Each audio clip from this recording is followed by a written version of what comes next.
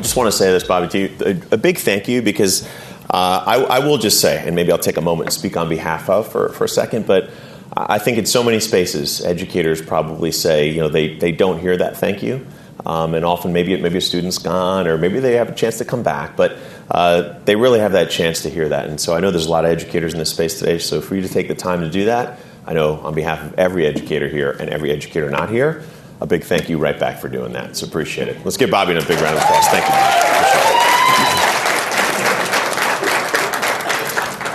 Bobby. Just a little about me and why I'm up here. I'm running for governor because I think this is our chance to do something differently. I think this is our chance to make a change here in New Jersey. And I come to that place from all of the experiences that Bobby spoke about, the different positions that I've held, the opportunities that I've had to serve, and maybe one other one, right, that I think is a very, very important title that I have now, and that's dad, right? That's dad of two young boys who are 7 and 4, and understanding that the work that we're doing now is going to impact them greatly. The world that we leave for them is going to be challenging. It's going to be scary in ways, but we can make a difference. We can make it just that little bit better, that little bit easier, and that's a huge piece of it as well. And I know that's what we all focus on as educators. That's kind of our calling to kind of help that next generation, and I say that as a dad of two young boys. But as I look at this more broadly and I talk about this is our chance to do things differently, I think inherently we all hear it, right? Whether we're in the political space a little bit more, we may hear it in terms of, hey, we don't like the fact that there are these party bosses that tell us who the pick candidates are and get out there and support them. We don't like it that there are folks who are behind closed doors in those back rooms who are making decisions.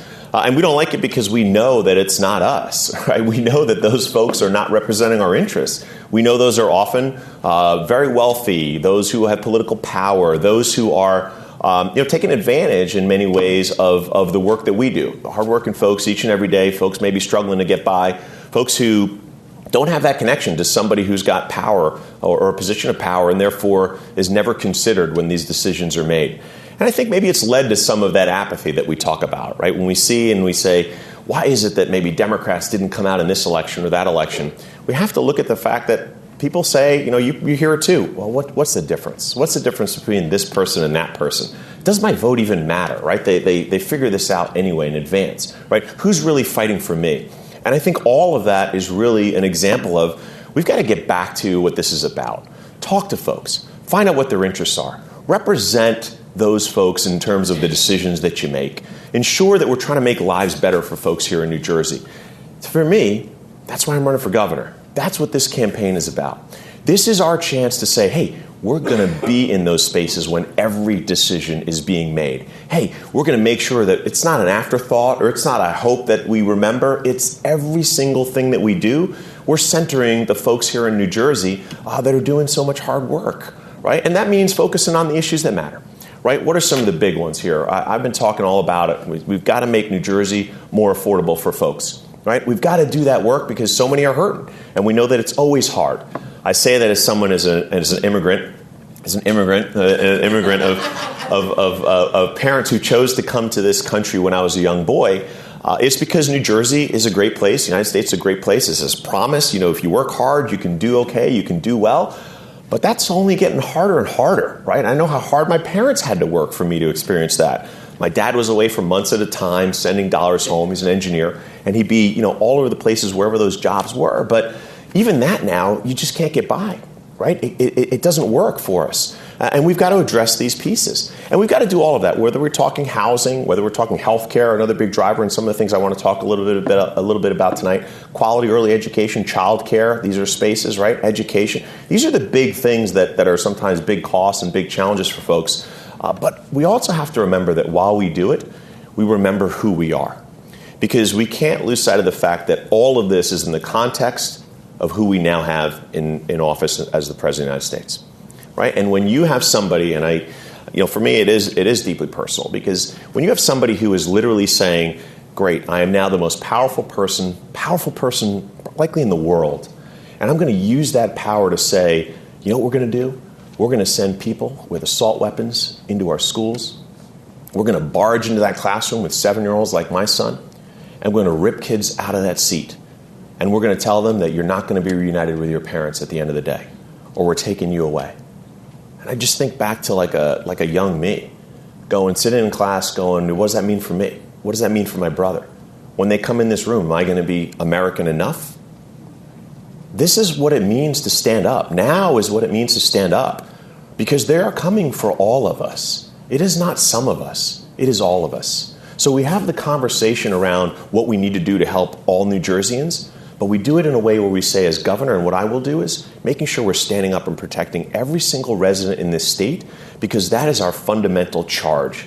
That is the most important thing, the foundation upon which we can help folks with housing and help folks with health care, help folks with employment and jobs. But none of that matters. None of that matters if we're dividing folks, attacking folks, and living in fear. And as governor, I will make sure I do everything in my power to stand up against that and to show what our values are in this space, in this moment. So thank you. Thank you. Yep. So thank you again for just giving me a minute to talk about some of these pieces and some of these policies. And the first one I want to talk about is, as I said before, housing. Right? Housing is a huge cost right now, and it's a huge challenge. I think you look at this in the state, and everything is based off it, right? If you don't solve the issues around housing and making sure we've got quality housing that's affordable in every single one of our communities, the rest of the pieces are just that much harder, right? We can't focus on making sure our students are learning if there's no housing, right? We can't focus on making sure families can take care of their health or other pieces if there's no housing, right? We want to start with that fundamental piece. And I've seen the challenge of these things firsthand, right? I've seen it myself, right? You may get a theme here of, I've lived these things. And for me, it was starting out. I live in Montclair, New Jersey. I had the great pleasure of being up there. And for me, 18, 19 years ago, when I was first buying a home and trying to get into Montclair, it took 2 years. I was fortunate enough that a fellow educator was just getting his realtor's license and was like, Sean, if you'll be my guinea pig, I'm happy to show you around, And I said, yeah, let's do it. And sure enough, at the end of every week or so, we would go and we'd look at all the houses that he had lined up. And we did that for 2 years. For 2 years, I went all around Montclair, learned every single spot in town because we went everywhere, always trying to find that house that I could afford. And I could tell you every single one of them, every single one was a multifamily home. Because for me, I knew that's the only way I could get into that market. It's the only way I could afford to live there. And I eventually, after 2 years, found that 1 bedroom that I could move into with a 4 bedroom above that allowed me to kind of enter into that home ownership space. But I say all that knowing that right now, including Montclair and everywhere else, we just see where the venture capitalists, Wall Street entities are coming in and they're gobbling up homes like I started out in. They're taking those properties and they're saying, we're going to increase those rents for both folks who are trying to move in, right? And they are boxing folks out, but also making our towns, our communities, less affordable in that most primary space, housing. And we've got to address that. So for me, I look at it and say we have to have a moratorium where when houses are coming on the market, the first folks who can have a shot at putting those bids are regular people like us. We can't get boxed out, priced out, all the things that we're facing. We need that space to say, this is somebody who maybe is getting that first home, and we're going to let them get that shot. We also have to address as we build in our communities and add to our stock, right? Because we need additional housing. And I will just say clearly, we need that in every single community, right? As a mayor, I can tell you there's nothing more frustrating when I would go to the League of Municipalities meetings. And I would listen and I would sit there as mayors would get up there and they'd say, you're right, we need housing that's affordable. But you know what? We need it over there, right? We need it in that community. We don't need it here. And there was always a reason for it, right? That's not who we are. That's not what we need. I say that to every person who says, do you want your child to be able to get off the couch and buy that first home or go into their first place that they're renting? Do you want it to have where your parent can stay independent and stay out there in a space they can afford and not have to move back in with you? We need housing that's affordable in every single one of our communities. And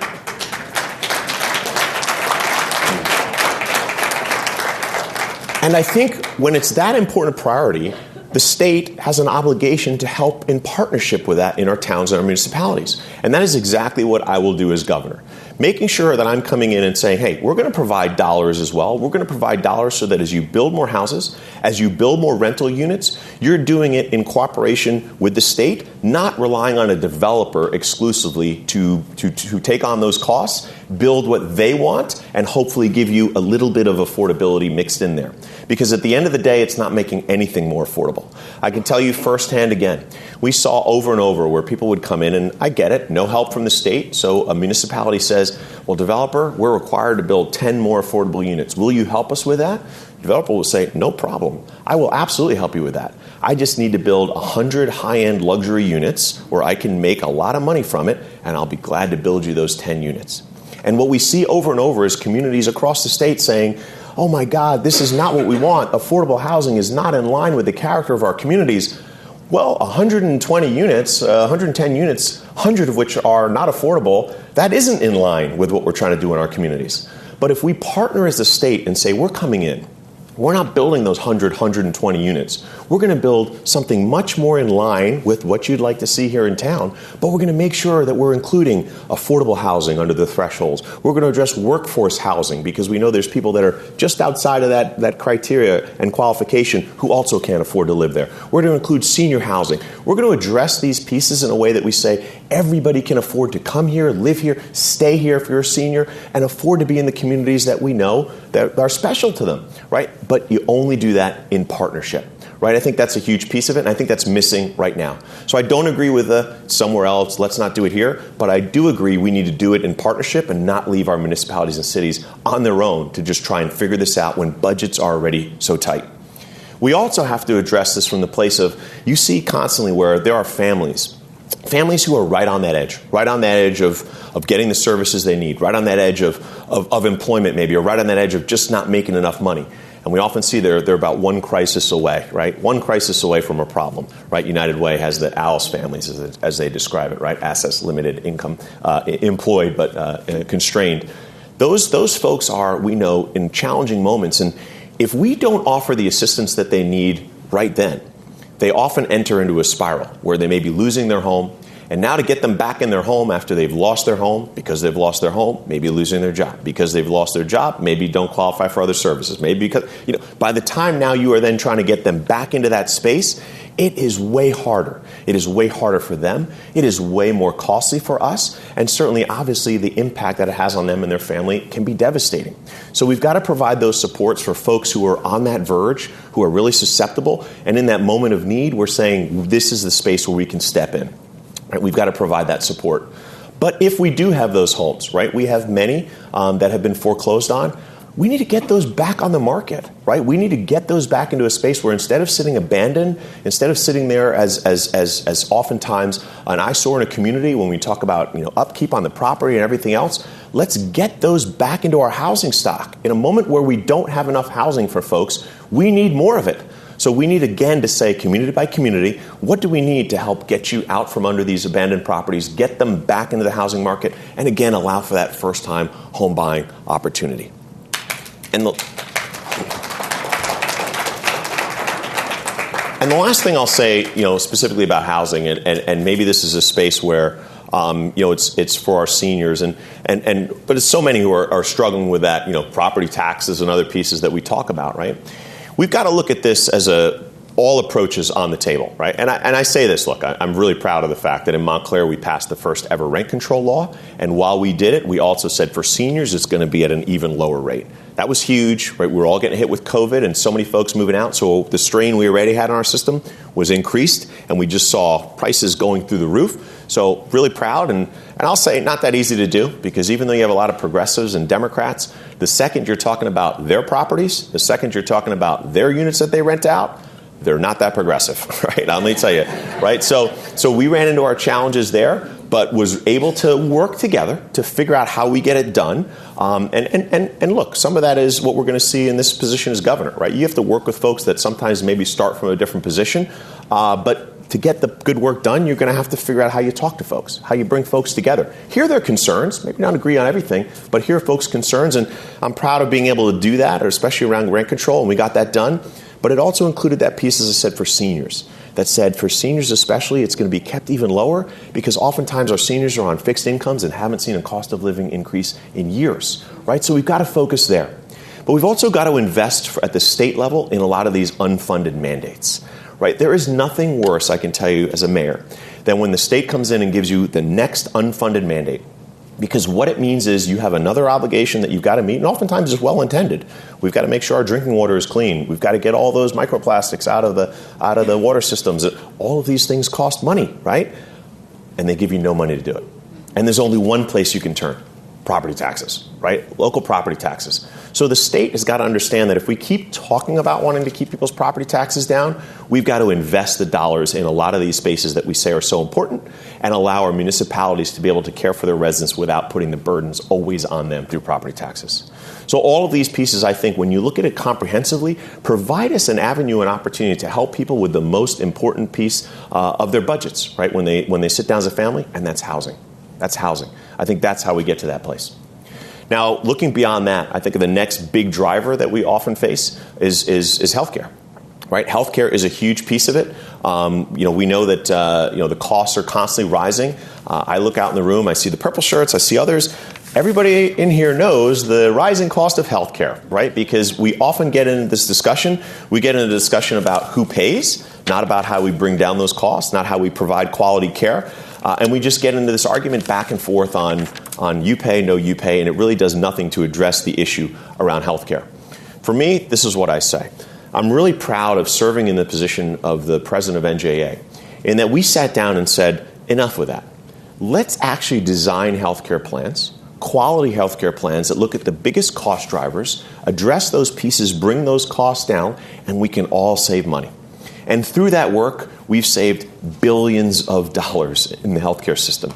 Billions of dollars. And what that has meant for both employer, employees, and everyone else is that we can still provide folks with quality care, but we can bring down those overall costs, right? And that's something I'm really, really proud of. Again, years in the making to get that through a legislature, right? Get that through a Senate, get that through an assembly, get that to a governor's desk and passed. But it also is important because I think even as a mayor, we often know you can just do things oftentimes on your own. But that's a good example of no, even as governor, you're going to have to work with the legislature to get things done. And I've had that experience and ability to do that, and to the tune of billions of dollar programs like healthcare. But also at the end of it, the reason you fight and you do that work is because you know the impact that it has. We have seen the impact when families say, oh my God, thank you so much. I can afford the quality care that I need, and I'm not making decisions between healthcare and food or healthcare and housing. Right? These matter. These things matter to folks, and we've got to address these pieces moving forward. I say this. There are still other spots, though, where we can continue to get savings. And as governor, this is where I'll look. We see right now, and really proud to be part of the Coalition for Affordable Hospitals, oftentimes, whether it's you, right, you personally may go to that emergency room and 2-3 weeks later you get a massive bill and you say, what is this all about, right? That's a problem. But we also are in a space where we say, why are there significant cost drivers in spaces and what causes that from one place to the next? It's not based on outcomes. What is it based on? And we don't have that transparency and understanding as to what that is. We need to see that. Right? We need to see that to be able to address it, to be able to make sure we're providing quality care, but again, controlling those costs. And the other big player in this that we have to be clear about is the insurance side of things, right? Now, I will say, you want to see a space where there's absolutely no transparency, go take a look at that spot, right? Because when you try and figure it out and you say, well, I don't even know how much you're paying doctors. That's right, we can't tell you. That's proprietary, and it's part of our base model. Okay, well, what are the big things that it's costing us the dollar? Well, we can't tell you that because it's part of our model. And well, you're asking me to pay more money, and shouldn't I understand some of these pieces? I'm sorry, but we can't tell you that, and it's part of our, you cannot get any answers. And for me, it has been extremely frustrating, like seeing that as part of the state health benefits plan and the commission of which we serve on. But it's also frustrating when you say, folks, this is the space where we continue to see rising double-digit % increased costs, right? We every so often get all up in arms about a year when right around the time they release the new rates, we all say, oh my God, this is crazy. But yet we don't have the ability to say, what's driving those costs? Why is that happening? This seems like 101, this seems like the most basic space where we say, of course we should know what those are. Because again, we want to say, hey, how do we look at places where we can get good outcomes, in terms of the medical care, make sure that's the focus, make sure it's the doctor and patient making the decisions, but also saying, what are the things that are costing us so much money, and we address them. As governor, I'll make sure I'm addressing that space, making sure we have the visibility to, again, keep those costs down, do what we did before around healthcare, and make sure we're saving every resident in this state. Another one that's near and dear to my heart is quality early education and childcare. And I say this because, well, yes, as an educator, of course, we want to make sure that every kid is starting out with that opportunity. And we know, by the way, from an economic perspective, when you give that kid that shot early on, they are going to be able to have much higher earnings over the course of their lifetime. They're going to give much more back to our economy. It is a win-win-win, right? It is a win-win-win. But I also share it from that personal space. As I said before, I've got that 7-year-old and 4-year-old. And in Montclair, when you see right now that the cost of childcare, quality education is $20,000. $20,000. Who can afford this? Right? By the way, that doesn't include early care and aftercare, which is about another $10,000 if you want to try and get that, right? These are costs that even if you were at a fraction of that, right, a quarter of that, families would be saying, well, I just can't make that work. I just can't afford that.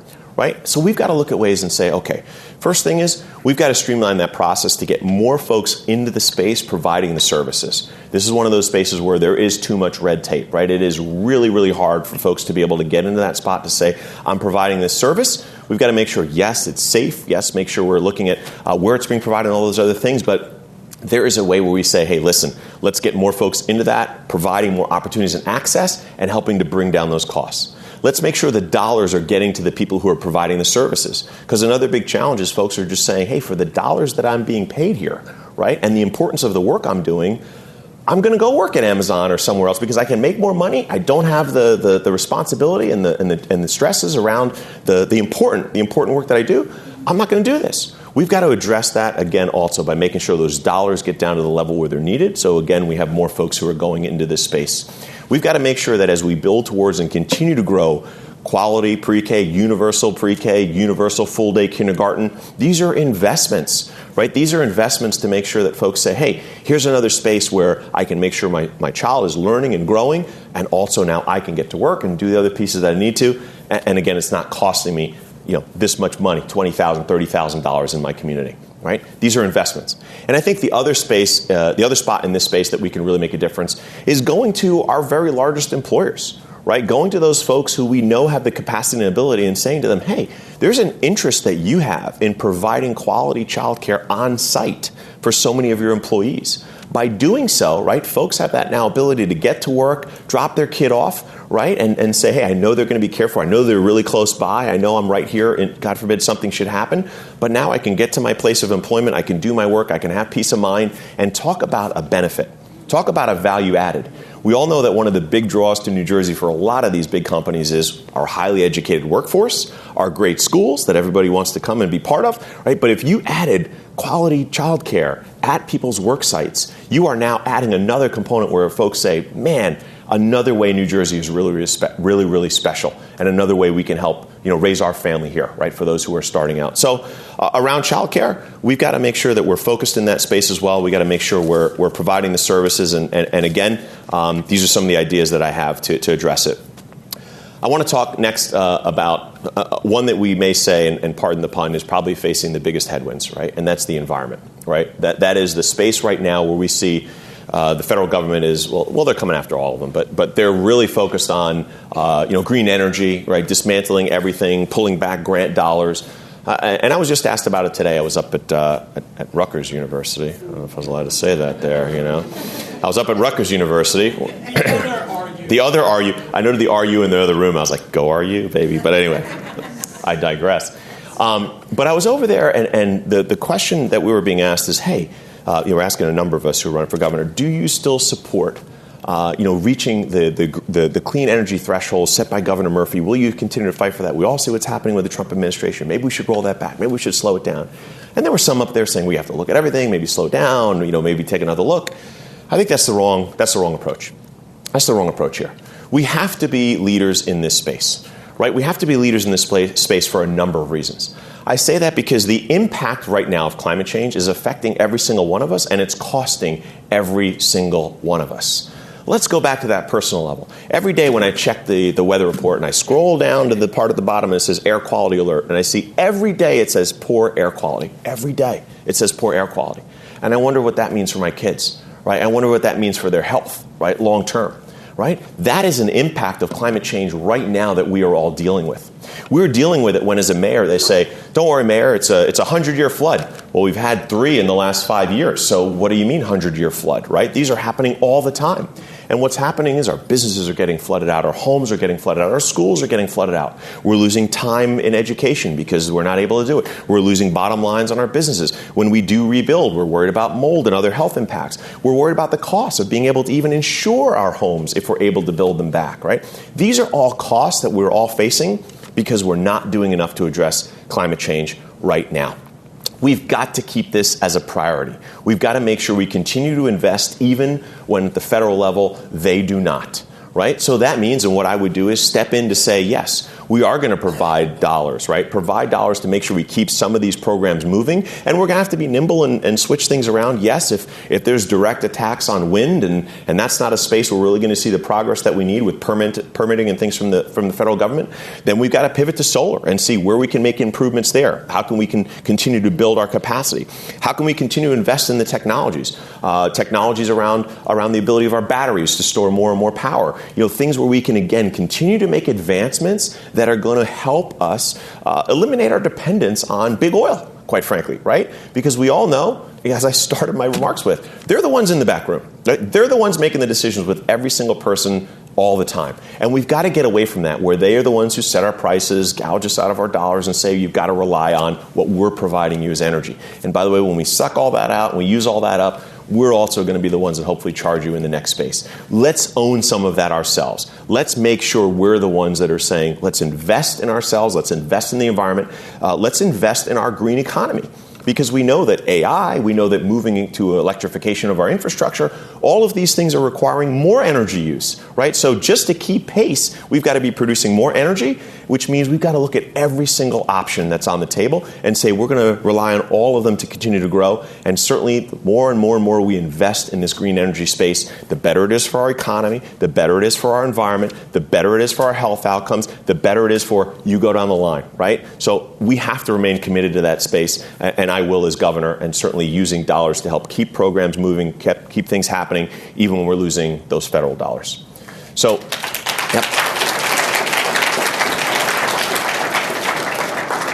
So I did know as I come into this space, did just want to take a moment, obviously, as I stand up here to talk about education as well, right? And I know that I say it in the room, and I'm an educator, right? I'm that high school science teacher.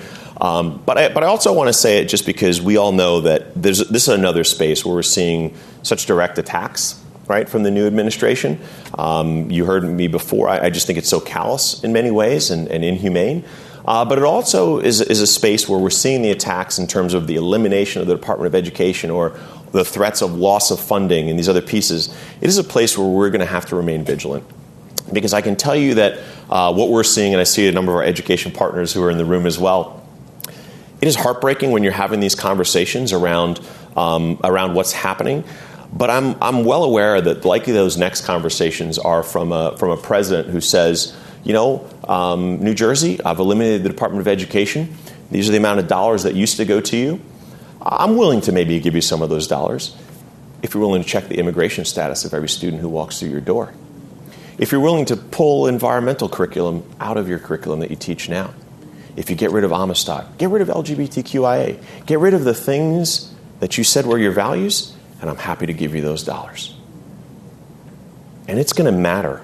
It's going to matter who's sitting in the governor's seat in that moment to say, no, we're not giving in. We're going to stand up right now, even when it's hard.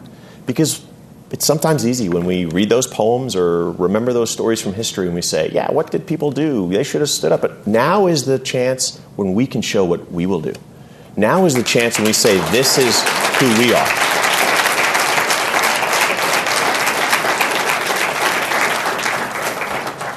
So around education and in all these spaces, I am going to remain committed to our values, our Jersey values, our human values. making sure that we were fighting for every single person in this state, making sure we were providing for more opportunity, lowering those costs and those barriers that folks say, Sean, this is just a hard state to afford. It's a hard place to be. We're going to address all of those pieces, all while centering who we are as a state. And I'm proud to be hopefully doing that work as your next governor. And I'll just say this in closing. There's a lot of things and a lot of issues we could talk about. There's a lot of things that I could spend a lot more time on. I'm mindful of, I want to get to questions and hear what this is. But I'll just say this to you. When I talk about this being our chance, I ask us to consider this is our chance to do things differently. Why don't we elect an immigrant who understands the promise of this country and state and who's going to fight for every single person, because that lived experience is going to matter.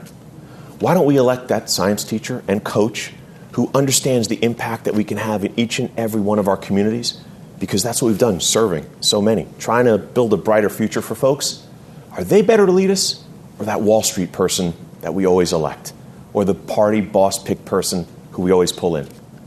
Are we going to support someone who's working hard right now to get the support from hardworking families across this state?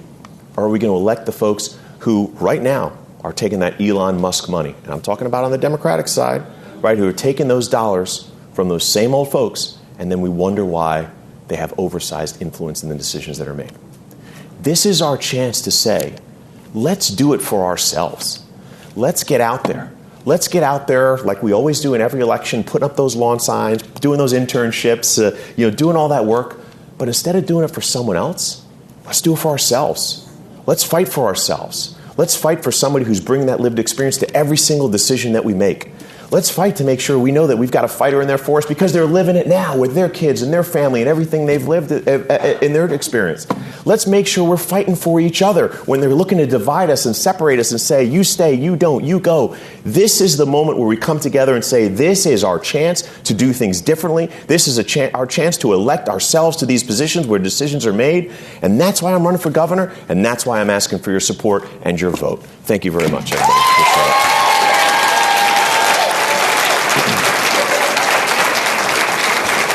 Thank you, sir. I don't know how I did on time there. I don't want to take it too much.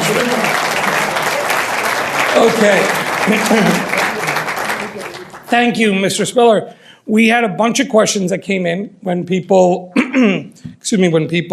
registered. One that came in just this evening here. So we're going to try and cover a lot the next half hour or so that we'll have, for you, it'll be an hour standing at that spot. We'll try. I can handle it. Okay, so let's run through. Look, from a policy perspective, because you obviously ended talking about life experience, but from a policy perspective, well, let me take a step back. We've had 7 years now of the Murphy administration, by most accounts, a very progressive, very strongly Democratic and a lot of Democratic values administration. So from a policy perspective, how would a Spiller administration differ from the last 7 years of the Murphy administration? Well, I appreciate the question. It sounds a little bit like when we were on the debate stage and they said, give a grade, and as a teacher, always reluctant to give just one grade. But I'll say this, look, Governor Murphy's done a lot of great things, right? He's done a lot of things that I think has moved our state forward. I say that looking from where we were under Chris Christie, right? Our credit downgrades that we were facing, attacks on educators. By the way, the reason why we're seeing so many of the shortages that we're seeing now, right? We're seeing where he stole the surplus from our municipalities and from our schools and cost us all on our property taxes, So from there, we've made great progress, and he's done a lot of good things. So absolutely support that. But I think as you heard me speak about some of the things that I think are priorities right now, it's not so much, Governor Murphy, you didn't do a good job or you didn't address, the things you should have. You addressed a lot of them, and you went through COVID. And I'll say, as a mayor leading through COVID, I'm not second-guessing anyone. It was a really hard time. But I will say, when I talk about housing, I'll say we haven't done enough in that space. Right, we've left it back to this arguments in the courts, right? And we left it from township municipalities, saying they shouldn't do it or don't want to do it. The state has not come in any meaningful way to say, no, yes, the courts have said you had to, but here's a way I'm going to cut through some of that pushback that's happening. I'm going to do it in a way that we get less resistance from the public because they say, hey, these things are more in line with what we're trying to do. We haven't done enough in that space, right? So there's more to do, and I think that's, I don't know if you call it progressive, not progressive, but these are issues that you have to address with, that folks care about. when I talk about the healthcare piece, really proud to have worked on a huge piece of that. And but we haven't done enough in that space also, right? You look at right now, Horizon, Blue Cross Blue Shield, right, still has immense control in this state, and certainly that lack of transparency is not being opened up in any meaningful way by the current administration. We've got to make sure we're in those spaces saying, hey, you really serve us, right? You're a service to all of our residents, and we want to see what's costing us so much money so we can make a difference, so we can still provide that quality care. We haven't done enough in that space, right? When we talk about quality early education and child care, appreciate the governor, especially around his work with pre-K and some of the other pieces that he's expanding. So kudos there. But really when we see those dollars getting to daycare centers and other spaces to allow to open, we still see the challenges and we don't have enough of it, and that limits our ability to access and afford. So it's not for me so much as to say, this is the space where he was progressive enough or not. This is where he did something. He did a lot of great things, and I'm really appreciative. I think he's one of the best education governors we've ever had, right? I think he's been a leader in so many other spaces as well. But there's more work to do, and the things that I mentioned is why I'm running for governor, and I think we can make a difference in the lives of so many folks. Thank you. In recent years, state attorneys general have played a more prominent role as a check on the executive branch of the federal government. As governor, how would you think about this dynamic in selecting, because New Jersey, the governor gets to pick the attorney general. How would you think about this dynamic in selecting your attorney general? Hugely important. Hugely important. I think right now you're seeing both our state attorney general, right, and states attorney generals all throughout the country who are leading the legal challenges. Right? There's a lot of folks who are resisting, I'll call it that right now, right? There's folks who are resisting when we talk about the pushback we saw when the Trump administration tried to just end all programs, right? That pushback was universal. It was all of us saying, heck no, we're not going to stand for that. And we saw them back down. Right? But we're also seeing where it's the threat of lawsuits or the stays from judges. And those are often being fought by our state attorney general and other states' attorney generals, leading the legal arguments in partnership with others for sure, saying that not only, is this wrong, but it's not legal, right? It's in violation of our Constitution or, the different arguments that they're making in these spaces, and with significant success, right? There's a lot of spaces where things have been paused or held right now. We continue to litigate those, and I think it's going to be even more prevalent as we move forward. I think a lot of those fights that I'm talking about where they continue to cut off the funding that we receive, we're going to have those legal cases where we say, we don't think this is legal, right? We are all giving you our tax dollars. We are supposed to be able to get those back. It's our money, right? And we're not just going to sit back and say, take it all so you can give Elon Musk and all his buddies the tax break that they want, and we're going to watch it happen. We're going to mobilize. We're going to organize. We're going to speak up. We're going to stand up. We're going to use our state attorney general and others to make sure they're filing lawsuits and challenging that in the courts. It's all hands on deck, and I think with that comprehensive approach, we'll be successful.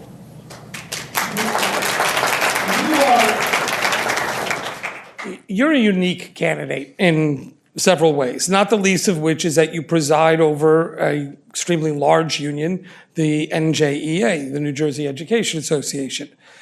How do you respond, because of your position, how do you respond to voters who wonder how you might lead as governor, representing 9.5 million people in New Jersey, should there ever be a conflict between the state's interest and the interests of the union that you lead today? You know what? I'll just say this, and I just shake my head sometimes when I hear the questions, because oftentimes when we have the next governor who's coming out of Wall Street, coming from Goldman's or wherever else, right? And we never sit there and we ask them, well, what are you going to do when you have the conflict between Wall Street and the state of New Jersey, right? We never...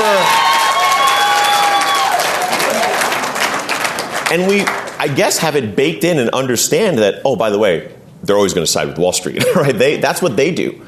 Let's elect somebody who's going to side with the people, because when you talk about that large group that we're talking about, yeah, it's a lot of people. It's 200,000 folks in this state, right? It's folks who are working hard each and every day helping to educate our kids, right? These are folks who are invested in our communities.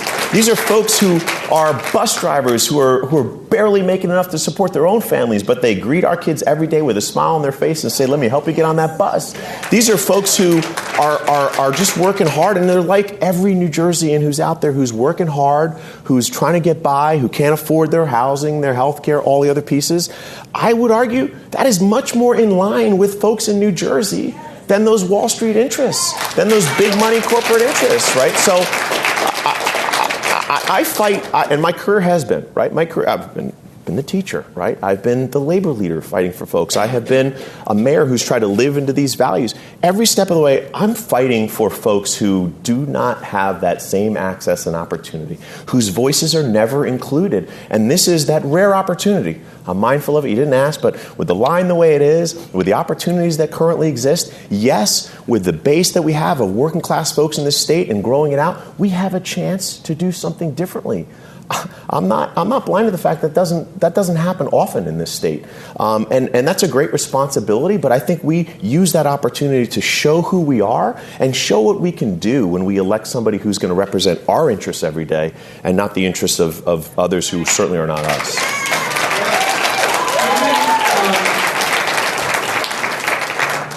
I want to talk to you about inspiring young people, something you obviously do as a teacher. But given what often seems like endless negativity, unseemly compromises, how would you suggest we inspire young people to run for elected office? Well, folks, look, I will say this. I mean, I'm always in spaces where folks say, they say, oh, politics, politician, right? And they say it like as a dirty word. And I fundamentally don't agree. I think that politics can be used for good or bad. I think politics is in everything we do. It's how you decide things at work. It's how things are decided in your home. When you get back from a work day, everything is decided by politics, right? We recognize that, right? I think what we inherently kind of maybe ascribe to politics or politicians is like, hey, there's no one fighting for me. There's nobody that's holding up my interests in this conversation, this negotiation, this back and forth. So I know that no matter what happens, I'm left out in the cold. I think that is what people dislike about politics. So I say to every young person, I say to everybody out there, well, we make sure we change that when we are the ones engaging in those spaces. We've got to be the ones that run for those Board of Educations. We've got to be the ones that run for the town councils, the mayors, the commissioners, the legislators, the governors of this state, right? We've got to be the ones that step into these spaces and understanding that it is those conversations that you have that can allow you to be successful. I remember the question that you asked me when you were walking me in today, and you said, why did you get involved in politics? How did it happen? And just sharing the fact that after living with enough frustration, and one day, going out and talking with folks around me, my neighbors, I was driving home one day and passing Staples and said, you know what, I'm going to go inside, I'm going to pick up those note cards, I'm going to print the things I'm hearing and things I believe, and I'm going to go start talking to folks. And that's how I became a councilman in Montclair, representing over 40,000 residents, right? We got to get involved. We have to get engaged. That's the only way we change this thing. That is the only true way we protect our democracy. It's being a part of it in every single way we can and making sure that we are leaders in the spaces, every single space where we can be.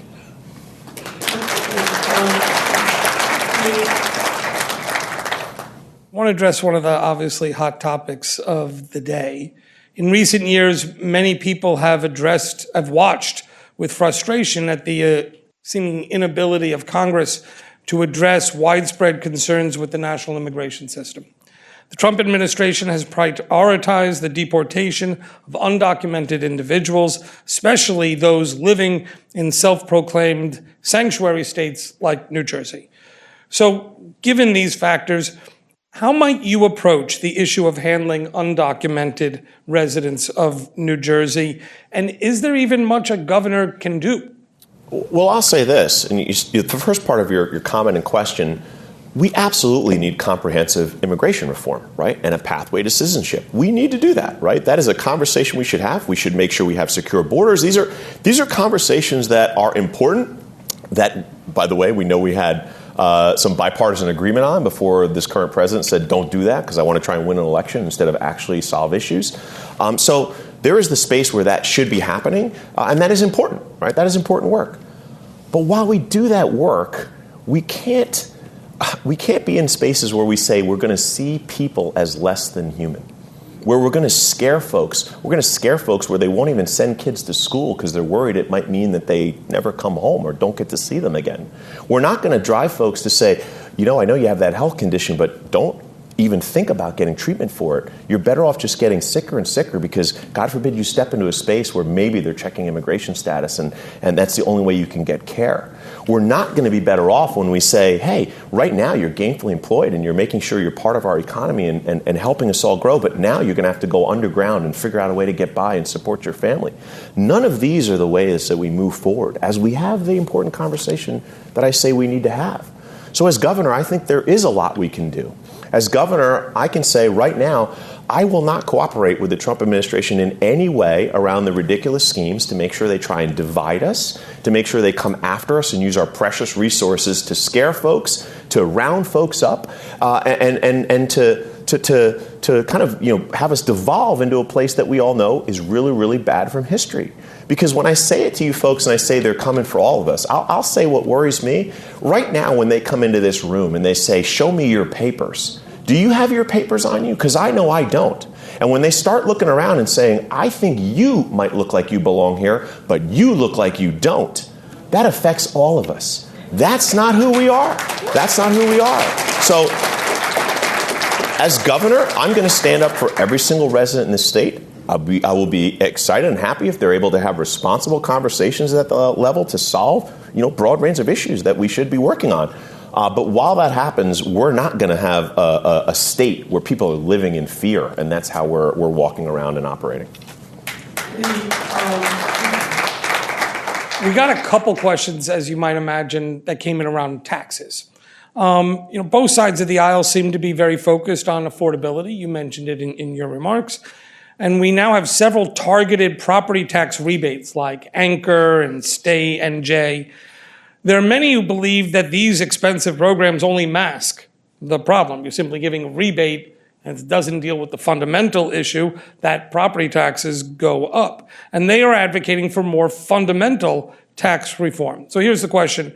Do you believe that New Jersey needs fundamental tax reform and overhaul? And if so, what would that reform look like?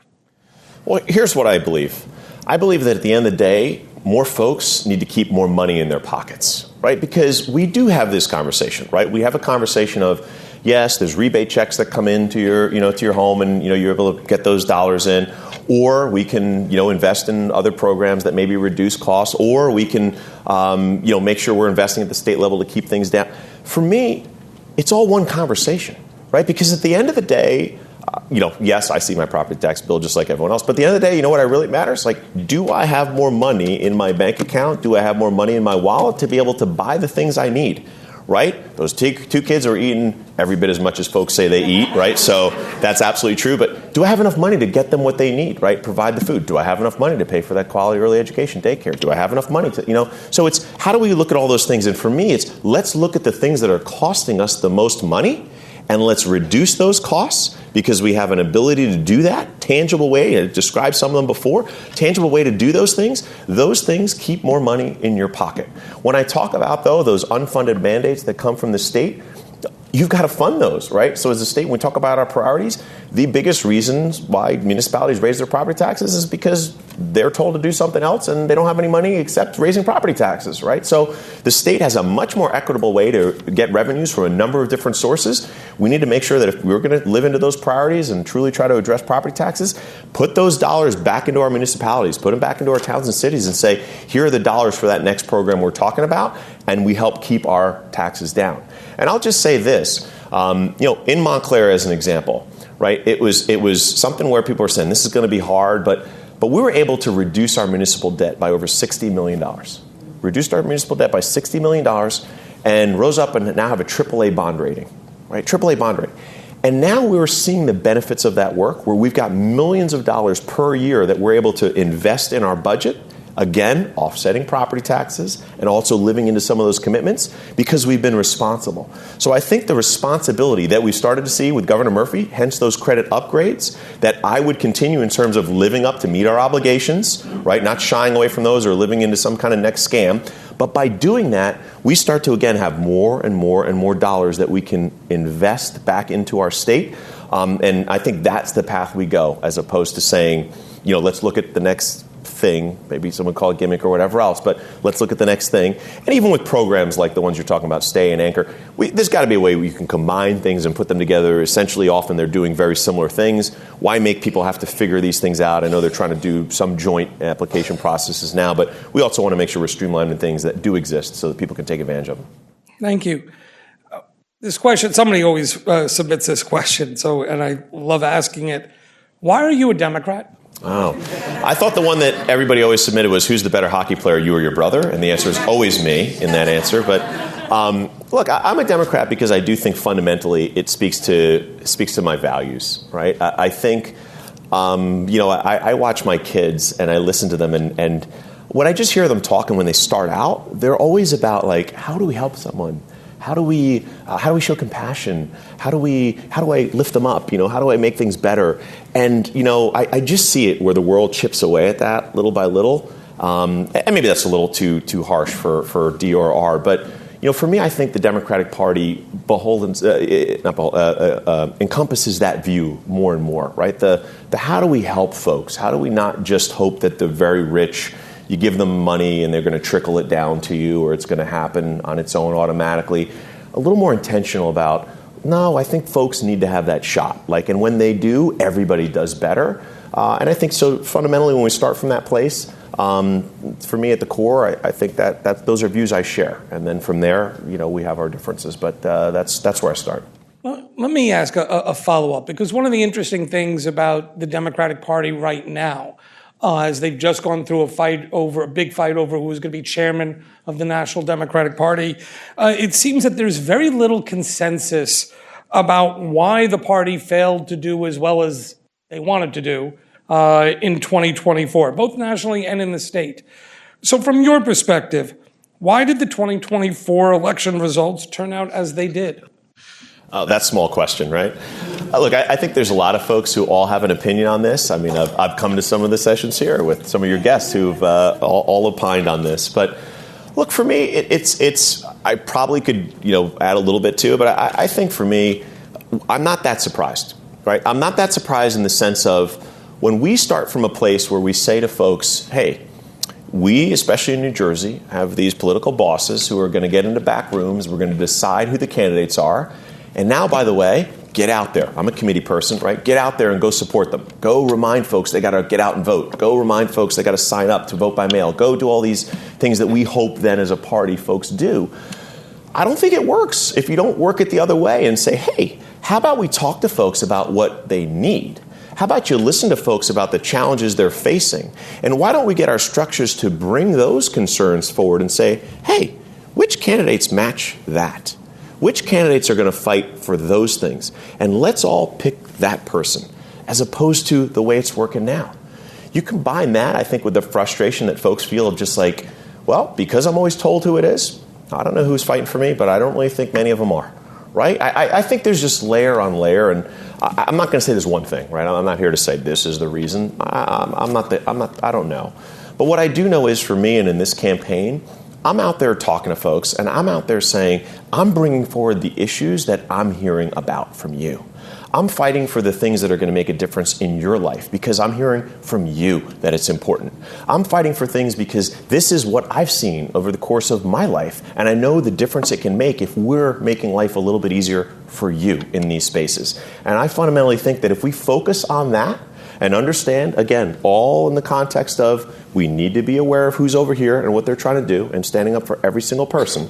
But you put those things together, and I think quite frankly, I think that's what's resonating. That's what's resonating as we're out there with this message, and I'm really psyched to see where we are right now in the polls and climbing and growing. And it's because folks understand that we're fighting for them, and that's who I'll be as governor. One of the wonderful things about, I'm from North Jersey originally. And one of the wonderful things about North Jersey and places like Montclair is that you've got public transportation. You've got mass transit. I say that longfully because those of us in South Jersey just, folks in North Jersey get up there and say, hey, we're talking about the summer from hell. I'm like, yeah, we just had the summer, because we don't even have anything to complain about. So to get to this question specifically, we have very few public transportation options down in the southern New Jersey area. And one idea has been to create a light rail line between Glassboro, where we are tonight, and the city of Camden, where it would connect with other multiple lines. Do you have any thoughts on this specific proposal? And more generally, do you have any thoughts on how we can improve mass transit in the southern New Jersey region? Yeah, first, in short, I think it's a great idea, right? I think when we have these conversations, and I'm seeing it in the space, we talk about improvements to New Jersey transit. When we talk about not existing in certain spaces, especially down here, it's not a surprise that we then get caught up in the, well, hey, listen, we continue to rely primarily on our fossil fuels to transport us or to get us to places where we need to go. Oh, we continue to invest significant dollars in roadway expansions and other pieces that really aren't going to help us make any improvements in mass transit. People then start to see this is unreliable, it's not safe, it's not affordable. I'm not going to take mass transit. I'm going to, again, just drive myself. I'm going to do these other pieces. We get into this cycle where we're not actually serious about saying, if we truly want to move away from a space where folks can rely on mass transit, again, have it be safe, clean, affordable, reliable, we've got to invest in it. And that means as we look at the dollars we spend in so many places and we talk about a broader master plan, right, a transportation master plan, we've got to look at that and say, hey, if we're investing in this space, it does mean that eventually we're saving dollars in other spaces as well, because people are going to take advantage of it if you're providing it. And again, it's reliable and safe and clean and all the other pieces. So it's an important investment. I think we see, and always envious, right, that so many other countries have done this in a much better way than we have. I think there truly is, an understanding. We're starting to see it with people saying, hey, this has just gotten to a point where we've got to do better. So I think there's an opportunity to kind of tie these pieces together and say, hey, as we invest in a lot of places in this state, all of that can be part of the conversation around improvements to New Jersey Transit, which means both expansion and improvement in the service that we have. Under the Murphy administration, corporate tax incentives remain a central part of the state's economic development program. However, more than a few critics in New Jersey have argued that corporate tax incentives are simply bad public policy. From the perspective of these critics, we shouldn't be giving multi-million-dollar tax breaks to multi-million-dollar companies, or in the case, in something that would have had a huge impact on the municipality of Montclair, we offered billion-dollar tax breaks to Amazon to try and come to Newark and make that their East Coast headquarters. Billion-dollar tax breaks for a billion-dollar company. Nonetheless, the corporate incentive strategy persists in New Jersey, as many others simply believe it's critical. Where do you come down on this debate? Does it make sense to offer these kinds of tax breaks to very large companies? I think this is an example of it depends, and it depends on the context. I think Governor Murphy's done a great job. Right now, we all see where film, movie, TV shows. New Jersey has really become a leader in that space because of some of the incentives that New Jersey has provided for some of these big entities like Netflix and others to come to the state and start to produce their shows here. That's an example of figuring out a way to draw folks to our state, and then from that build our economy. But we've also all seen the places where you say, I'm going to give you this massive tax break because you're creating a job. And you're like, wait a minute, you just got rid of the job over there to add it over here, and we allowed you to get the tax break. And it makes no sense. And a lot of that's happened, right around here with some of the folks that have political power, right? So we've got to make sure that as we invest in these spaces, we say what makes sense, what actually gives us a solid return, meaning both allowing more folks to get employed in this state, building our economy, maybe bringing in an industry that's not here and we want to get a foothold and continue to let it grow. But this idea that we just give these dollars out to some of these big entities and all they do is they're deciding between your city or my city, it really doesn't make sense because we're on that race to the bottom. So we've got to put the safeguards in place that doesn't happen, while also keeping the places where we do want to encourage folks to come here to New Jersey. Thank you. The concluding question for tonight is a RIPAC tradition. You ask everybody this. Sir, what do you know now? This is for our students sitting here. What do you know now that you wish you knew when you were just starting out? Well, it's a great question, and I would view it through the lens of just starting out politically, because if I want to go far enough back, there's a lot of things I'd tell myself. But where do we want to know? Start there. No. We'll save those stories. But I will say this. Along the way, and I think you see this and you feel this, but it's a little bit to the question we had before. Just that ability to say, like, go for it, like take that first step, get involved politically, run for that office. I think I was probably like many folks who waited longer than maybe I would have or should have, just because I'm not ready for this, or I don't know what I'm going to do in that space, or am I ready to have these conversations? And the answer is you are. Right? The answer is we need more folks who have confidence in themselves to say, I think I can do a good job. I think I can make a difference in my community. And when we kind of get to that place, I think we have more folks coming in here, more folks who are bringing views of the communities in which we're trying to have people serve. And I think we make a positive difference for this country. I wish I'd kind of caught on to that even a little bit earlier, but hopefully you guys, I know you guys are right there. So appreciate that. On that note, let's thank Sean Spiller. Thank you, folks. Thank you so much. Thank you. I'm going to give you a shirt. We have for you, sir, and you may well be the first one in Montclair to have one of these, a genuine RIPAC t-shirt. Purple, apparently, is your big thing. On the back, it says Workforce Development for Democracy, which is what we do here. Thank you, sir. Greatly appreciate it. Enjoy. There you go. There we go. Everybody got there? Awesome. Thank you again. This was great. I really appreciated it. Thank you.